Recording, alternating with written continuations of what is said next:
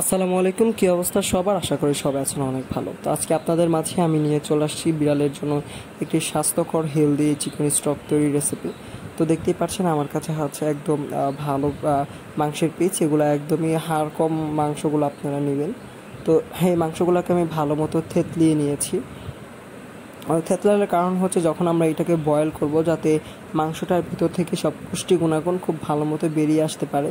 এই জন্যই আসলে এই মাংসগুলোকে আমি খুব সুন্দরভাবে থেতলে নিয়েছি। তো দেখতেই পাচ্ছেন। তো আসলে চিকেন স্টকটা হচ্ছে কখন আমরা খাওয়াবো, যখন বিড়াল অনেক বেশি দুর্বল হয়ে যায় তখন আমরা চাইলে এটা খাওয়াতে পারি। তার জন্য প্রথমে আমি একটি কড়াইয়ে দেখতে পাচ্ছেন অল্প একটু পরিমাণ 1/2 কেজি পরিমাণ পানি দিয়েছি আমি এখানে। এখানে আমি কোনো পরিমাণ লবণ বা কোনো মশলা তেল কোনো কিছুই দিব না, কারণ এটা হচ্ছে বিড়ালের সুস্বাস্থ্যের জন্য। আসলে দেখা যায় অনেক সময় বিড়াল কোনো কিছু খেতে চায় না বা অসুস্থ হয়ে পড়লে তখন এই জিনিসটা বিড়ালের জন্য খুবই উপকারী। তো তার জন্য আসলে এই চিকেন স্টকটা আপনারা তৈরি করে খাওয়াবেন। তো দেখতেই পাচ্ছেন আমি থেতলানো মাংসগুলো গরম পানিতে দিয়ে দিয়েছি। তো গরম পানিতে দেওয়ার পর এটাকে আমরা ফুল স্পিডে মানে হাই হিটে আমরা 25 থেকে 30 মিনিট সিদ্ধ করব। এখানে 1/2 কেজি পানিটাকে আমরা অর্ধেকে নিয়ে আসবো শুকিয়ে, কারণ এটা যাতে এটা ঘন হয়ে যায়। তো এখন এটার পুষ্টি গুণাগুণ সম্পর্কে কথা বলি।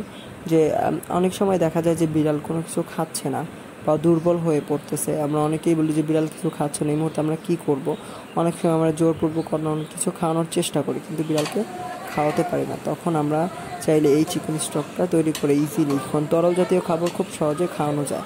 পানির পরিবর্তে চাইলে আপনি চিকেন স্টকটা খাওয়াতে পারবেন। আর এটার গুণাগুণ খুবই ভালো, আর এটা খুবই হেলদি একটা খাবার। তবে এখানে কোনো তেল, লবণ বা কোনো মশলা একদমই ব্যবহার করা যাবে না। তো দেখতেই পাচ্ছেন হাই হিটে এটা একদম সিদ্ধ হচ্ছে। তো দেখবেন যে উপর দিয়ে মানে তেল তেল ভেসে উঠবে কিছুক্ষণ পরে, দেখা যাবে, অলরেডি দেখা যাচ্ছে।